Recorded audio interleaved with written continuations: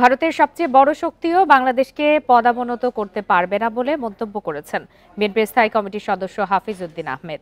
বৃহস্পতিবার সকালে জাতীয় প্রেসক্লাবে মুক্তিযোদ্ধা দলের এক আলোচনা সভায় তিনি এই মন্তব্য করেন। হাফিজ উদ্দিন বলেন, নিজেদের কাজের জন্যই প্রতিবেশী দেশগুলোর সমর্থন হারাচ্ছে ভারত। বাংলাদেশের বিরুদ্ধে আগ্রাসন চালাতে দেশটিকে বারবার ভাবতে হবে। নতুন বাংলাদেশের স্বাধীনতা সার্বভৌমত্ব নিয়ে কেউ কটাক্ষ করতে পারবে না বলেও হুঁশিয়ারি দেন এই বিএনপি নেতা। সাম্প্রদায়িক সম্প্রীতির বাংলাদেশকে নিয়ে ভারতীয় মিডিয়া এখনো কল্পকাহিনী ছড়াচ্ছে বলে অভিযোগ করেন তিনি।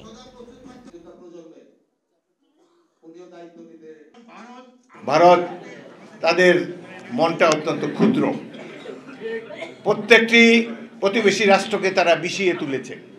প্রত্যেকটি প্রতিবেশী রাষ্ট্র আজ তাদের বিরুদ্ধে। সবচেয়ে বড় হিন্দু রাষ্ট্র নেপাল, তারা পর্যন্ত এদের বিরুদ্ধে।